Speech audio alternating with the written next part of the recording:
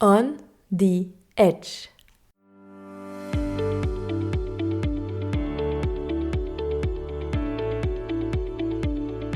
Welcome to On the Edge, a podcast about table tennis and, that little white ball that goes so fast. I'm Marie Migo, a professional table tennis player, and I want to put the spotlight on the personalities involved in the sports and share the stories. Whether they are players, trainers, coaches, therapists, or even more, I'm letting their voices guide us through their careers, their difficulties, and their differences. Yes, I deeply believe that each of us has something unique to give. So get ready to open your ears wide and bon voyage! People don't ask themselves, wait a second, do I actually get motivated? Does this person make me a better person? Did it get everything out of me? It's just like a coach. Asking those questions about who do I want to work with is probably much more important than what do I want to do. I also think that table tennis, even in comparison to other racket sports, it has some extra dimensions. There's a lot of things that really translate into life, right? If you just let things come to you and you're not proactive, then you have to take risks, but then you have to know when to take the risks. Certain moments are much more important in life than others, and knowing those moments are also important. For us, anybody can play. Doesn't matter if you're good, if you're coming in with normal shoes or whatever happens, you come in, you play, grab a paddle, and you enjoy the sport immediately. The world in this day and age, and I think especially in the last, let's say, 6-10 years or something like that, we've become more and more polarized, more and more separate. Social media is driving us to the fringes. And if you want to help the podcast because you like it, don't hesitate to click on 5 stars, to share it around you, and support me on Tipeee. Hello Max, once again. Hi Marie. Welcome on the Edge podcast. I'm so happy that you are here because you are someone I've never met you, and I think you can teach a lot about leadership and table tennis at the same time. Matti told me in the podcast that you are an inspiration for her, so I was looking forward for the exchange. Wow, that's quite the intro. Normally, someone will just rattle off a few things that I've done because I've done a lot of things, maybe not all of them very well, but a lot. But like being an inspiration to someone, that sounds awesome. And the irony here is that Mati is an inspiration to me, so it's a quite mutual thing. I am, amongst other things, also a table tennis player. Um, you know, Not at any level anywhere close to you or Mati, but I love the game. And of course, I have known of Mati long before we even met. And I remember our first meeting was when we were building our first PingPod. It wasn't anywhere close to being done. She just all of a sudden stood in front of me, and I was starstruck. It was, but Matilda, hi. And Ernesto, my partner, had said before that, Mati might stop by. And I, for some reason, it didn't really dawn on me that yeah, Mati. So all of a sudden she was in this place where we were building. And yeah, it was kind of crazy. And fast forward now 5 years from there, or maybe even longer, Mati has been doing some incredible work with us. And, I think I can say that we've become good friends as well. And yeah, of course, aside from her table tennis prowess and all the other things that she has, the accolades that she has, she's just a wonderful human being. I don't know, that word gets thrown around a lot, but she really is. So, yeah, it's very happy to hear that she says nice things about me. Yeah, she told me that she doesn't have any idol in her life. Like she doesn't have only one person, but she has a few person that she meets all over her years. So you are part of it, and she is working closely with you. And she told me that you have a great leadership. So we will come back to it. But first, I want you to present yourself for the people who don't know you. So who are you? I heard that you play football before as well. You are the co-founder and the CEO of PingPod. But yeah, to get to know you a bit more. Sure, sure. Yes, I did play football when I was young, growing up. You know, I grew up in Austria, so we Yeah. did call it Fußball, so Uh-huh. closer to football. Well, once I came to the US, people called it soccer, so I'll just maybe refer to it as soccer. Soccer was my first love. I was in a very small school. I actually grew up I went to boarding school inside of a monastery. So Okay. there were Cistercian monks there for 8 years, Wow. from 10 to 18.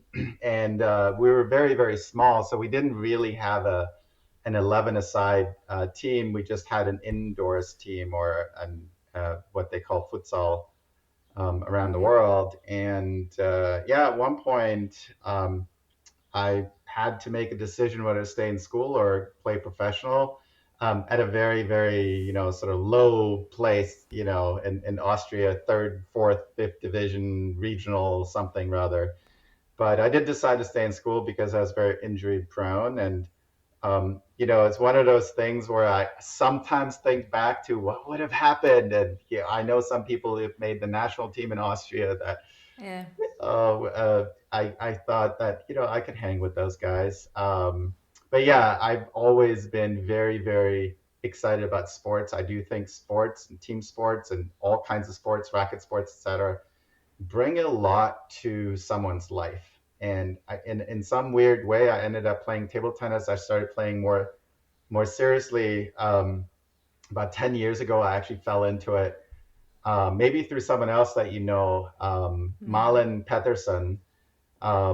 She's Swedish as well? Yeah, she's No. Swedish. Yeah. She used to play with Matilda on a team in Spain, Yeah. and she ran this tournament on Sunday afternoons that I thought that I'm an athlete, I could play, and then of course I was beaten by a 12-year-old girl who was amazing, and that moment was a moment where I fell in love with table tennis Okay. because she had no power, she had no speed, but it was all finesse and angles and spin. And I think I might have made, I probably lost 11-2, 11-3, 11-2, Okay. and it was amazing.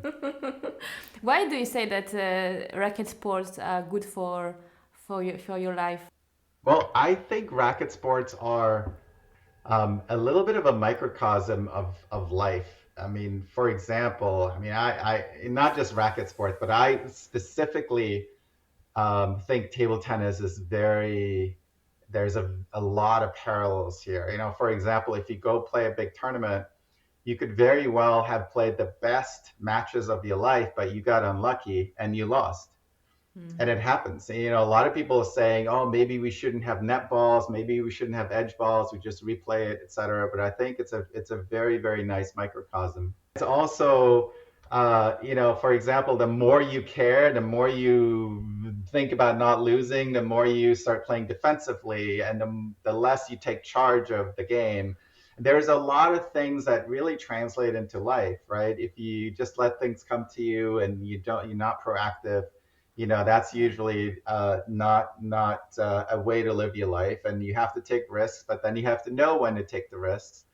Yeah. Certain moments are much more important in life than others, and knowing those moments are also important. So I could just go on and on and on, but whenever I'm on a table tennis table, I feel like it's boiling down life to the five or six variables that actually matter. Yeah.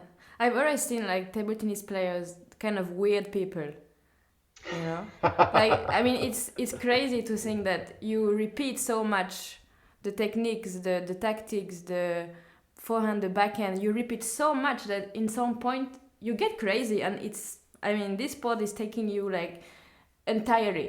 It's taking your soul, it's taking your brain, it's taking your mind, it's taking your body, it's taking everything. So I think it reveals a lot of your personality.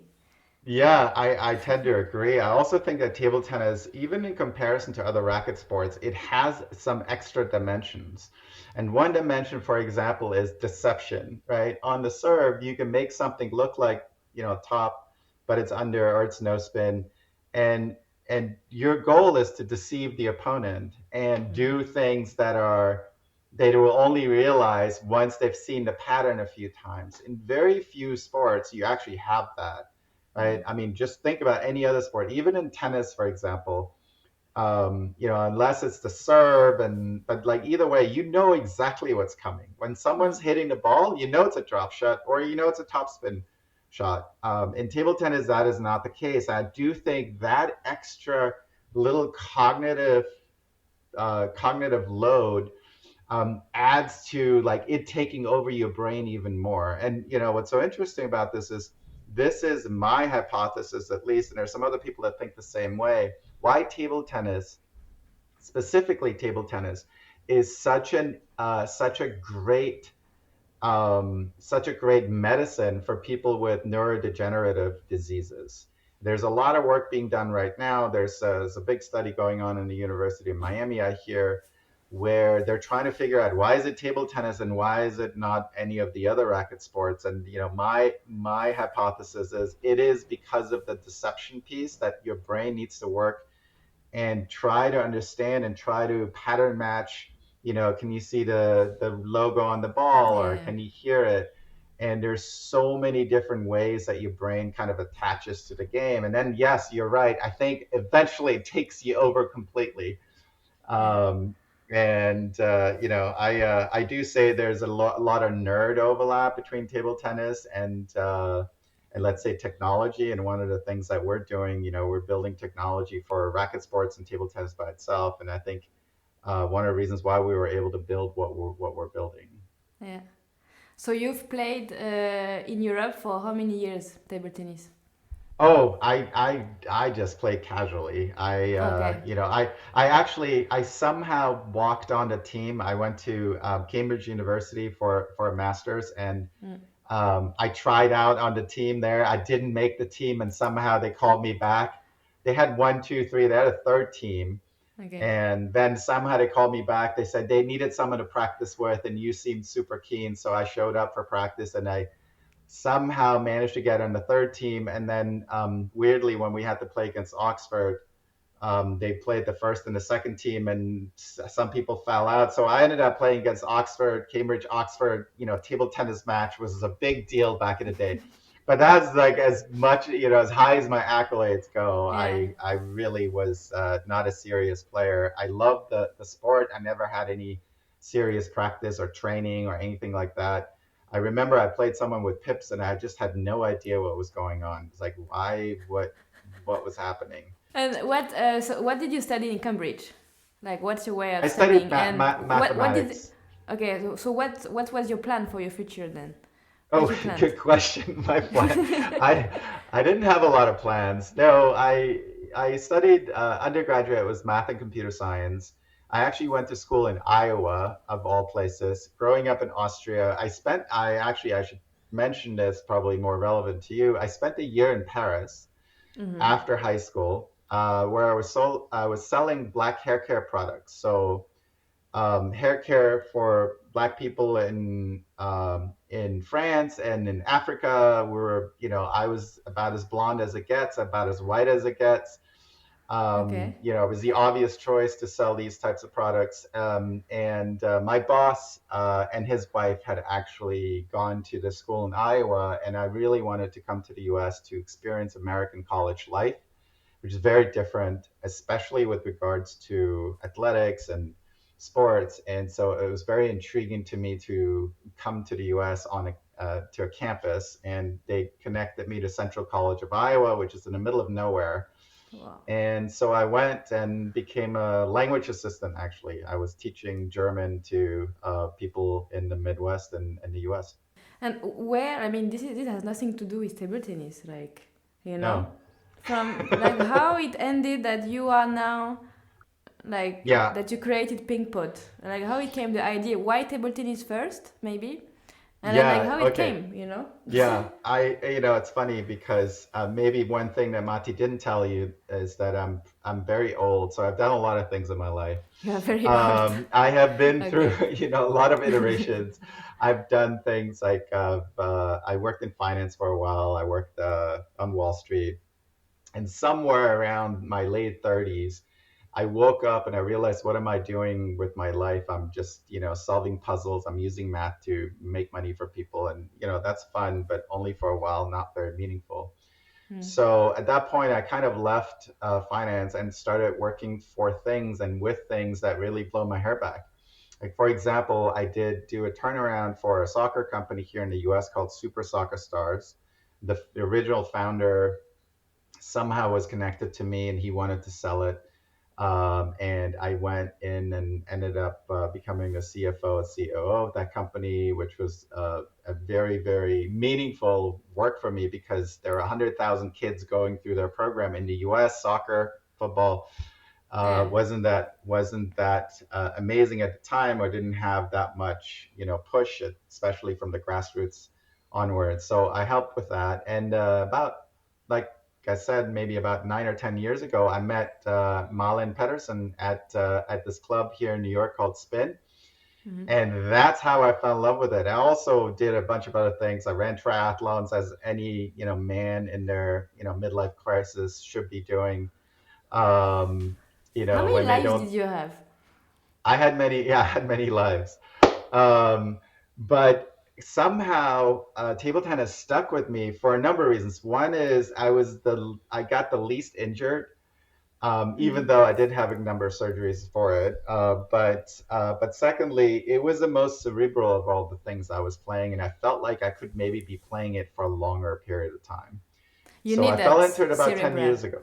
That's right. Yeah. I You need love to I think. love this chess aspect Mm. of table tennis.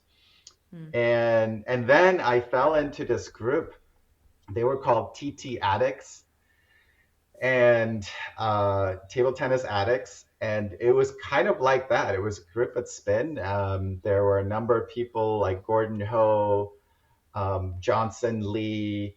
Um, there were, a few folks that were like, we are always trying to get some tables there, and sometimes we couldn't. And, we kind of combined it. It was like this weekly or bi-weekly routine. And I really, really fell in love with it. But you're right. A lot of those people on this TT Addict group are definitely weird, including myself.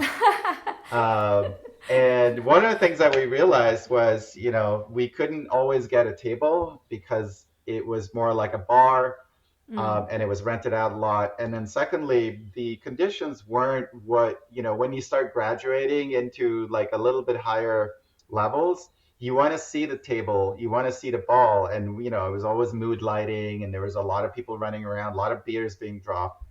And I love that there. I say my table tennis life, I grew up at Spin in some way. I spent a lot of money that I didn't have, Mm. and spent a lot of time there. But eventually, I sort of graduated, and I had met this guy who ran a small club on the Upper East Side of New York City called, I don't even know what the club was called, but his name is Ernesto Ebuen, Okay. who was a former number one player in the U.S. He was a six-time Philippine national champion, and he was a little bit of an icon here in the U.S. I had watched him play as well, and I always kind of looked up to him a little bit. And he got his club was actually closed down because the landlord sold the building, and so he was thinking about going somewhere else. And so I connected with him in the hallway and said, listen, why don't you do something more permanent?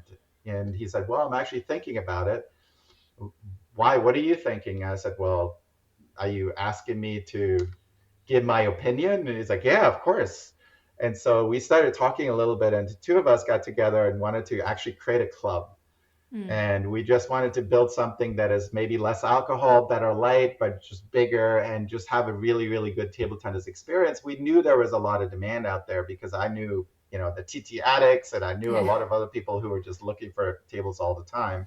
Yeah. And then eventually, David Silberman got connected to us by our real estate agent. And the real estate agent knew that we were looking for a space, and then David and his cousin Chad were looking for a space as well to build a table tennis club. And it was very weird because we're like, well, who are these people? And David and Chad wanted to meet us right away, and so we got connected. And David was very keen to connect and team up. It's like, whoa, we don't need to build two. Let's just connect. But those two guys were younger. They had no experience other than Mm. working on Wall Street and working at a company. I mean, Chad actually had a little bit more experience. And so my first instinct was to be like, I don't need you.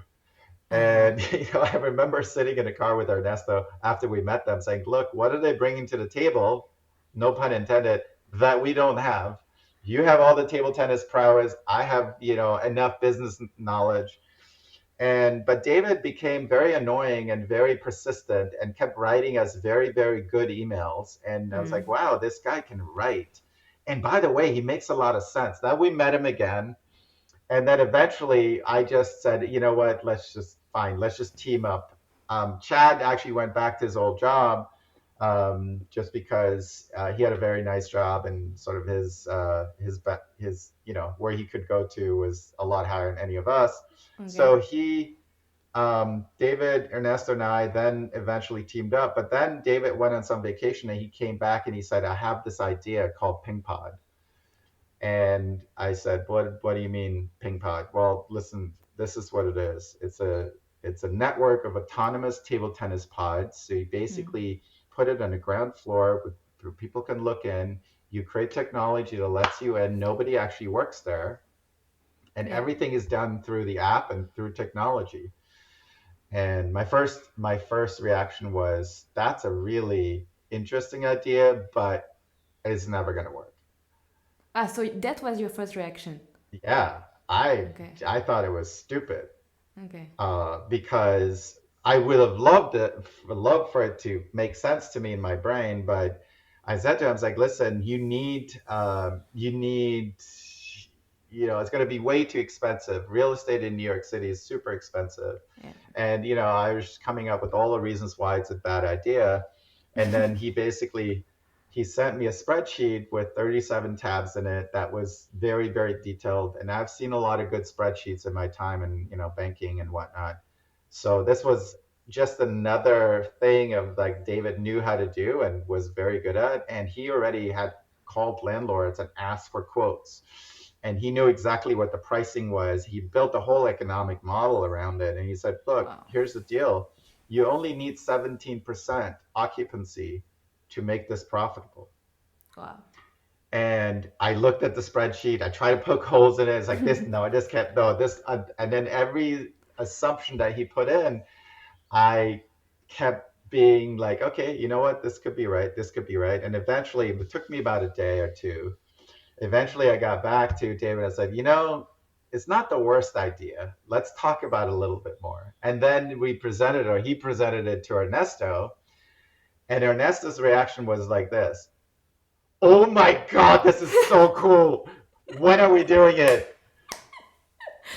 And and my and I was like, okay, I guess he has a much better business sense than I do, which was clear that he did. And we kept poking some more holes and like just like kind of shaking the model, rattling it a little bit, see if anything falls out.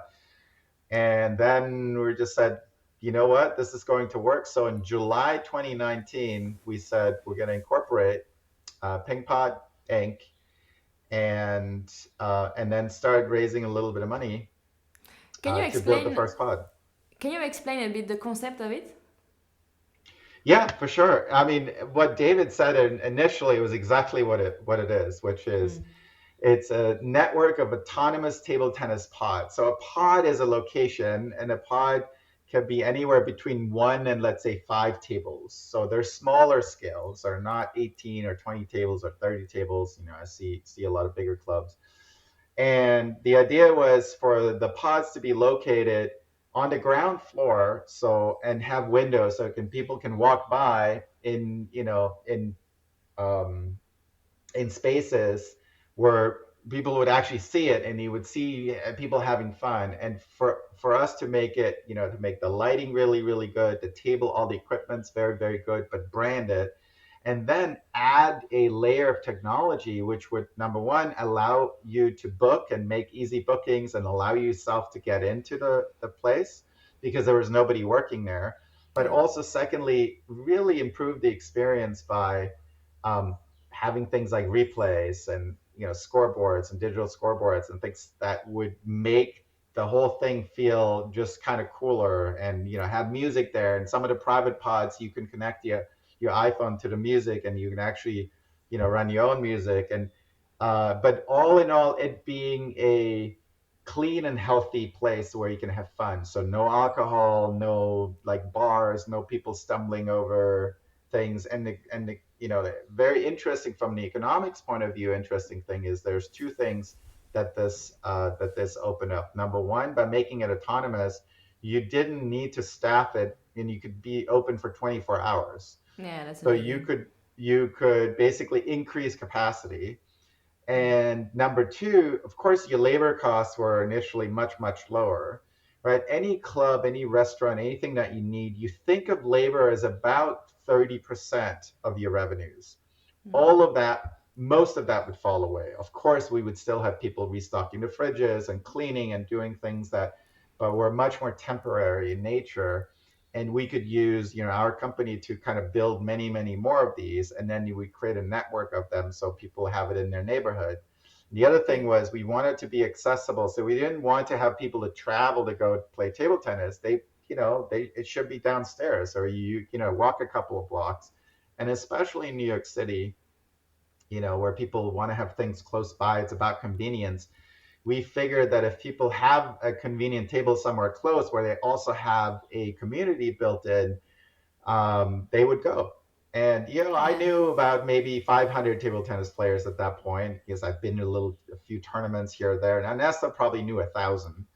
yeah. Fast forward now, we have 120,000 customers, and so there's 119,000 of those that we didn't Unbelievable. know, and Yeah, many, many, many of them yeah, didn't play regularly or didn't play at all or just kind of fell into it because we had opened up these pods.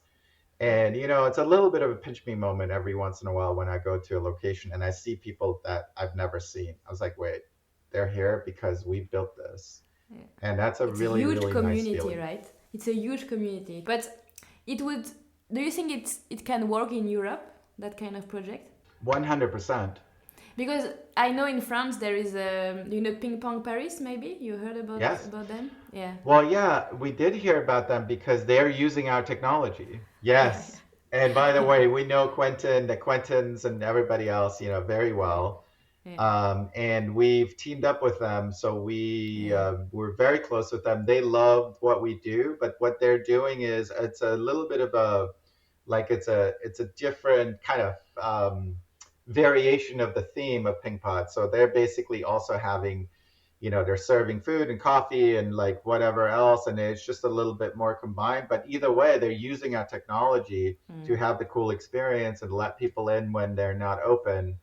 Yeah. And we love them. We think they're great people. They're great ambassadors of the sport, and they really understand what we've been trying to do. And I think I would say Ping Pong Paris has probably even augmented the ping pod experience, right? With the little Okay. extra. And you have to make the call, as a club owner, you can decide whether you want that piece or not. You don't have to have that piece. Yeah. One of the reasons why we didn't want to go for food and beverage is because we wanted to have many of them very fast and get people into it. And first of all, it's much more expensive to build. There's much more permitting. There's all this headache, and you have to have more staff. And Mm. eventually, for us, we are going to, or we have started to franchise PingPod. And so when you franchise it, it's a very, very nice thing for a franchisee not to have to worry about who are they going to hire, all this HR headaches, all the legal issues, and so forth, and make it much, much easier and keep it just clean about table tennis. Of course, you can still do events, you can still cater food. We still have a fridge and snacks and things like that. And eventually, if you want it augmented a little bit, you can, but it just makes the whole thing a lot easier and a lot more, let's say, pure. Yeah. But what do you think you are adding to the sport in general? Yeah, that's a fantastic question. So, New York and the US also has ping pong clubs, and you pay a little bit of money and you get to show up and play anytime and whatnot. I think a big problem with the current club system, and that's not just table tennis clubs, that's maybe tennis clubs and other clubs as well, I had a conversation with someone who was, I don't know if you know Thomas Buza, who's a part of the Swedish Federation. He told me this story once. He had a friend who was trying to go play table tennis. This was someone who was an athlete. She wasn't really into table tennis, but wanted to get into it. And she played somewhere at some event. It's like, oh, I want to find a club somewhere nearby. So he sent her to this club in Sweden. And I think a lot of clubs are very similar in Europe. Growing up in Europe, I know how that whole system works. Yeah. And so she went there, she parked her car, she opened a door somewhere and like kind of peeked in. She wanted to ask a question. Okay, where do I go? Right. Turns out they were playing League that night, and a bunch of grumpy old men were in there, and she was opening her mouth, and everybody went, shh, Ah. shh, be quiet. There's League going on. And then the second thing that they said to her is like, wait a second, let me see your shoes. Your shoe, oh, you can't play with these shoes. No chance, right? And immediately, this is a person who was ready to play, who drove somewhere. Immediately, she just said, forget it. I'm done. I don't need to, like, you need to make it easy for people to play. If you make it difficult and if you make it exclusive, then it's going to be a lot more difficult to get more people into the sport. I And understand. inclusivity is extremely important. So one of the things that we preach is accessibility and inclusivity. For us, anybody can play. Doesn't matter if you're good, if you're coming in with normal shoes or whatever happens. You come in, you play, grab a paddle, and you enjoy the sport immediately. And we try to eliminate as much friction as possible. If you're walking by a PingPod, there's a QR code. You download the app, you make an account. Actually, it's only three things that you need. You can book right away. And like we've been trying to eliminate more and more and more and more friction so that it becomes the easiest process of all time. And that is why so many more people are now into it than there used to be, at least in New York City, because our mantra is to be inclusive and not exclusive. And by the way, this is also one of the reasons why we don't call ourselves a club. A Yeah, club, if you think about the word club, are you part of the club? Right? It means like there's a special group of people that are part of the club. I They're understand. a clique, very cliquish, very much closed off. We don't want to be a club. We're open. Yeah. And and I think that is a very, very big difference vis-a-vis other clubs. And listen, I'm not saying all clubs are bad. I'm just saying that this is how the club system has evolved over time. I think they're all trying to do good things for sure. And by the way, we're very close with a lot of clubs here in our area. There are a couple of them. One in Princeton, there's one in Westchester that we love, and we try to work with them. And they're very open generally as well. But I think especially in Europe, you have this, there's a little bit of like, I'm part of it, you're not, and I know what I'm doing and you don't. And that Yeah. is the thing we're trying to eliminate from the get-go. And by Yeah. making it open so that it's not some basement somewhere, you have light in there, you have people smiling. I mean, I don't know. When I play, I smile. I just like, it's just a happy place for me. Yeah. And, one of the other things that we found very important, at least for me, um, the world in this day and age, and I think especially in the last, let's say, 6, 10 years or something like that, we've become more and more polarized, more and more separate. Social media is driving us to the fringes because, social media, the reason why people post on it is because they want people to post crazy thoughts. Because crazy thoughts get a lot more attention than posting something that's normal that makes sense, right?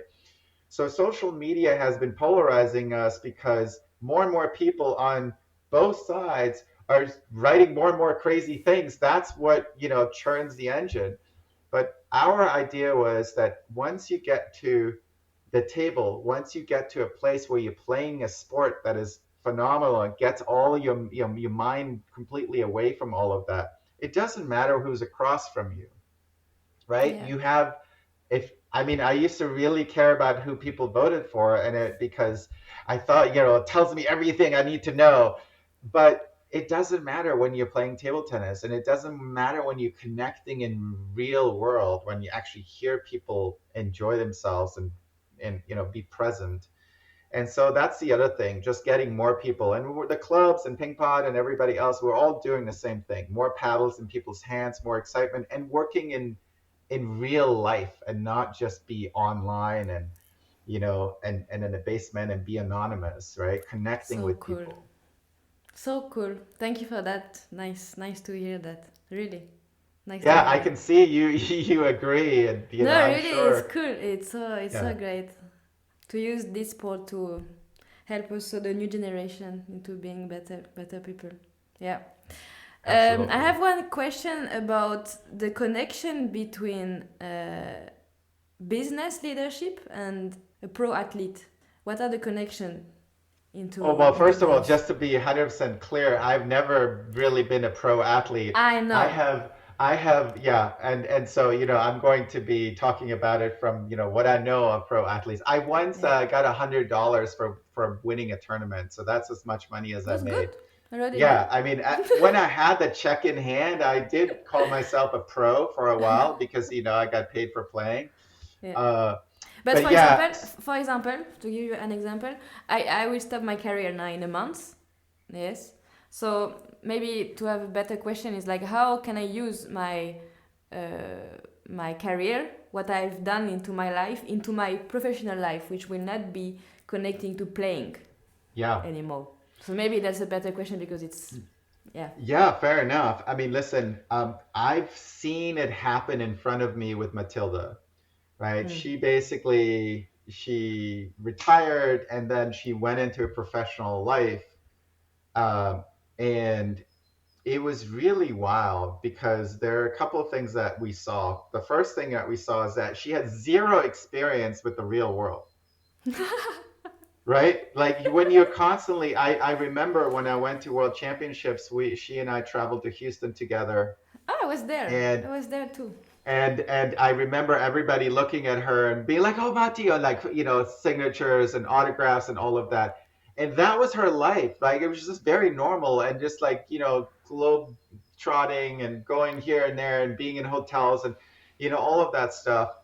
Um, it prepares you in some way, but there's so many things that you don't know as a pro athlete um, that you're stumped by. And I remember, a few things that she just like had no idea. But the other side of the coin was that, Matilda in particular, first of all, she's very smart, way out there. Yeah. And she's very much willing to learn, Mm. right? And I think one thing that pro athletes have is that they have become very, very good at something. They have to have put in the discipline. They have to have the passion in some way, and then the just keep learning, keep evolving. Even if you look at Matilda's career, I don't know how many decades, probably 2, 3 decades or something, Yeah. but the ball changed. There's a lot of changes that happen that you have to consistently adapt to. Mm. I don't remember when the banana flick came in, and like there's a lot of things that, and if you don't adapt to these things, you're going to be left behind because the sport is evolving. As little as table tennis has been evolving in other ways, but like the way people play it is very different, right? And over the course of someone's career, you have to make these changes, and you have to be willing to change your way Yeah. and learn and be open and be like this. You have to be coachable.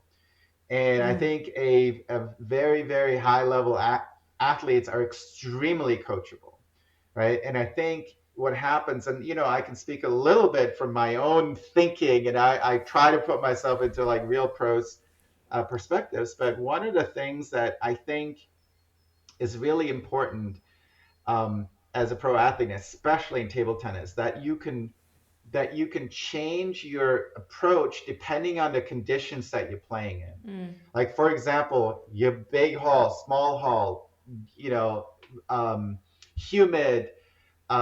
You have a different way, different ball, different table, all of these things, right, can always be different, different opponent. And those people that adjust the fastest are the ones that are consistently the best, Yeah. right? And you could have people that are great in one set of conditions, but they stayed their own way and they play really great against certain types of players, and that's it. But if you really want to improve, you have to know how to deal with different circumstances in your life. And, in table tennis, that's the same as in business. And, I said there's always a microcosm in some way. So I do think that if you've made it to a certain, high level, there are certain places, on Wall Street that hire like high level athletes on purpose because Yeah. they know that they have those characteristics already. You need to be a fighter too, right? Mm. And all of these things, they just like Matilda had them, overflowing. And we're 5 years later now. She's heading a whole department. She has over 100 plus coaches. She's built her own like way of onboarding them. Everything is scaled for her. She's built like a whole way of teaching them with video series and background checks and like I mean it's been incredible how far she has come. There was never a doubt in my mind that she would get there, and she got there Yeah. so much faster than Okay. sort of a normal human being who hasn't Yeah. been through that process. But it was funny to see her first in a way that and the thing is that I think high level athletes have to get over this hump, which is I think it's very tough to be not good at something, right? Yeah, Because you're it's true. so good at this one thing. And then you have Yeah. to appreciate, listen, now I have a second career. I don't have any experience whatsoever, and you Okay. start matching things that you can use. But that's a psychological thing that's very difficult for some people. And I do think that for Mati, it was especially interesting that she could use a lot of the stuff that she's learned because she would still be working in table tennis in some way, Mm. right? And she self-proclaimed. She says that I was very lucky that she met us in a way, and I do think it was sort of the perfect match for sure. Yeah. Yeah. But If there's a lot of but things that carry, and some things that you just have to make sure you realize. Listen, I'm just starting out. I'm a beginner, yeah, right? I can but learn also, fast, but I'm a beginner. also if I like, if I want to learn something, if I want to really do something, I will go like fully into it. I will not give up. I will really do it until I've done it. But it can take a lot of energy sometimes, like from my side, like I don't want to not finish it. Before to go sleep, I want this, like this is clear and it's done, and it can take hours maybe, but I will still do it and finish it, and it can take uh, a lot. Yeah, no, I think you're 100% right. I do think that in some cases, people, the psychological toll that it takes on you, that like you've now been working in a field where you're the top, 0.001% of whoever has ever touched a paddle, right? Anybody in the top 200 or well, will be like such an outlier of like how Yeah. good they actually are at their craft, and then all of a sudden you have to go down here. The psychological toll, I think, is tough. And by the way, right, like I had a couple surgeries on my right hand, so I started playing left-handed, Wow. and just playing left-handed is so tough because you Mm. know what to do. Your body just doesn't want to do it. Yeah. And is extremely frustrating. Is much more frustrating than I'm already pretty bad right-handed, but like I'm even worse left-handed. And so it's a little bit like that. But like Matilda obviously handled it like a pro as she always has. And I do think that anybody making that switch needs to give themselves a lot of leeway. They need to be okay with sucking at something, Mm. even though if Mm. it's the main thing that they're doing, and just having this, how you have to trust the process, right? Yeah. Because you'll get there, you can learn, Yeah. and Mati has to yeah. listen the podcast. She has to listen to it. Many good things. What are your best qualities as a leader? um, wow. Maybe what did you learn also along your way? Yeah, I mean, look, I think I am a real believer in hiring people that have talent and have a open growth mindset, right? They're open to learning things and they want to pick up. And most of all, they need to be intrinsically motivated. Mm. And I think if you have a team that is intrinsically motivated, then first of all, you don't have to micromanage them. You don't have to be like, what are you doing today? And what are you doing at 3 o'clock, et cetera. You know that things are going to get done, Yeah. right? And then secondly, you trust that they they will learn because they continue to grow. And I have certainly, hopefully, I have grown in the last few years, and I'm always open to other people's opinions. It doesn't matter where they are or whether they just started. Everybody's voice is heard, and I do think that if you build a company based on the people that they're going to be growing, and they're motivated, etc., it makes things a lot easier. And I Yeah. don't think it works for everybody, because if you look at big companies, that it's probably not possible to just hire people who are highly motivated. But my that's important for me. And we're lucky because we're a small company, we're a startup, and we have so many people that want to work with us. But Mm. you also have to create that environment so that it's a good environment to work in. Actually. And it's not a draconian place, and it's not a place where the people get yelled at or anything like that. That's not at all what I believe in, at least. But is it um, changing also the way how to lead people? I don't know. I don't know. I think if you look at what's happening at some of the big companies here in the US, where people are getting laid off just by sending them an email or mass Zoom or Mm. things like that, I do think there's two schools of thought. One school of thought is you have to always make sure everybody's doing something that's based on like not trusting your employees. It's based on kind of checking in on them and making sure, you send them the 5 things that you're working on and all of that. And it works to some degree. It's kind of ruled by fear, Mm. right? It does still exist, and it exists, more and more so in certain places, especially here in the US.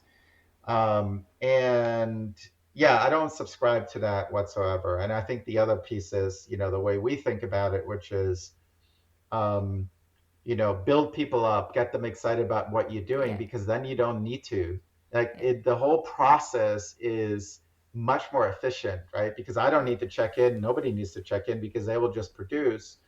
And if they don't, of course, you can always course correct. You have conversations, everything is open. One of the philosophies that we have internally is that, it's better to over communicate. Mm. So if you're not sure, you can ask again. Or if you told someone like, this is the way we see it, let's just make sure we're aligned. Let's talk about it again, even if they completely got it, because they know that's our culture, and they don't get offended because you're asking them again about something, Yeah. right? And so we maybe this is a good sort of end to this question, which is, there's a blog post that we wrote. Actually, my partner on the pot play side, my co-founder Ben Borton, wrote it, called "Trust is a Superpower." And so when we hire people, we initially already we have a lot of history, usually with a lot of people that we hired. We hire them because we know them, or we start getting to know people over time, and then we end up hiring them.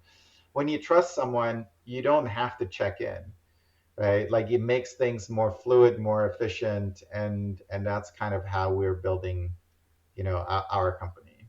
I was working in the Olympic Games in Paris, and we were a team of 10 people, and the manager of our team was amazing. He was a Paralympic player. He played 6 times Paralympic Games, and like the way how he was leading us was that we need to have fun, but we like he trusted us that we do the work, and that created such a energy that everybody was trusting everyone. Everybody was in such a great atmosphere, energy, and synergy. We can say like this, I think. Like he's a great example for me and for my future. Like I want to work for someone like this. I want to be someone like him to lead the people maybe one day I will do that. I don't know, but Yeah. yeah, No, I mean that sounds amazing because you're right. Like what you're doing, if what you're doing becomes not just a task. And there's this other thing that we believe in that, you can be task oriented. You tell people what to do and they'll just fulfill the task. But we want people to be goal oriented. It's like, what are we trying to do here? Here's the goal. You try to figure out how to solve it.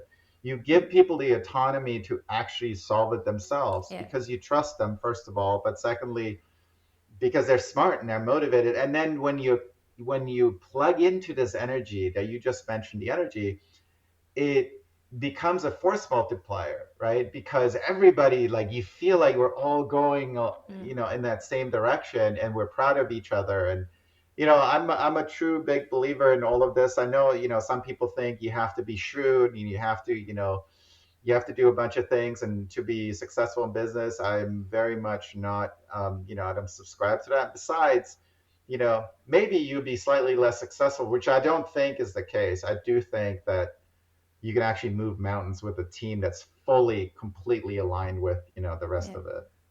You were never a high level athlete, but what do you like to see when you watch table tennis? Oh, I mean, there are a number of things. So first of all, I love creativity. Oh yeah. I love Oh yeah, creativity. me too. So I mean, like, for example, I love Stefan Wesh, right? Watching him play is just like a thing of beauty. Obviously he is so gifted with so much talent, and you can have some other things. So that's number one. That's not number one. It's just what I enjoy. The number one thing that's the most important to me is someone who's fighting. Hmm, You need to keep fighting. hmm, It's a thing. Like, I have an 11-year-old son, and he just played in a chess tournament this weekend. And for the first time, I saw this grit in him. He was in a match for over an hour, and he didn't give up. And he just eventually, like, bent the match to his will. Sometimes that won't happen, right? But giving it your all is everything. And I have bad knees and bad everything. That's because I end up a lot on the floor, and I throw myself on the floor and try to get and I think that's the thing that really gets me excited. I mean, I used to follow. I mean, I still follow tennis, but there was an Austrian player called Thomas Muster back in the '80s, who was hmm. just the biggest fighter of all. Or an Austrian race car driver, Formula One driver called Niki Lauda, who was Yeah, burnt. His entire face was burnt, and he came back. These are the stories. Or the skier Herminator. He fell on the Olympic Games. He like basically broke a bunch of bones, and then he went and those are the stories, right? Just because someone is super gifted and all of that, but then kind of throws it away, that doesn't, yes, creativity is fun, yeah, but it's a fighting spirit that I really think people can learn from. yeah. To end the episode, I think it's pretty long now, 52 minutes. I think it's enough. Yeah. I think it's already good. Can you maybe tell us one thing that you would advise to people like me, like starting a new life, let's say? I mean, first of all, the questions that you're asking here, and like thinking about what types of people you want to work with is a really, really important question. Okay, And sometimes, even if it's in relationships or anything else, even with friends or romantic relationships, like you don't people don't like ask themselves, like, wait a second, do I actually get motivated? Does this person make me a better person? Did it get everything out of me? It's just like a coach. And I do think that you're asking those questions even just to me. And when you're thinking about the Olympic, by the way, the Olympics in Paris, the best Olympics of all time. I hate to for admit it. sure, for I hate sure. to admit it. I have a love-hate thing with France. I mostly love it, but I do think French people sometimes annoy me. I'm kidding. Sometimes. Un tout petit peu. No, but that's Uh, that's common. That's common. but no, the best Olympics by far, just the atmosphere and everything. So, kudos and congratulations. I didn't know you worked with, I know, it was, with 10 people, obviously there were, thousands and thousands of people working on it. Yeah. But asking those questions about who do I want to work with is probably much more important than what do I want to do. Hmm. Hmm. Maybe that's a That's a good great. That's a great. endpoint. Yeah. And who you would like to hear in this podcast? Ooh, good question. Ooh. Let me think about that. Can I get back to you on this? Of course. Of course. Yeah. I really course. appreciate. Thank you. Thank you, Marie. Good Yeah, luck. thank you for Yes, all the great good luck to questions. fighting. Okay. Yes, indeed. See you. On se voit. Bye bye. Bye bye. Bye.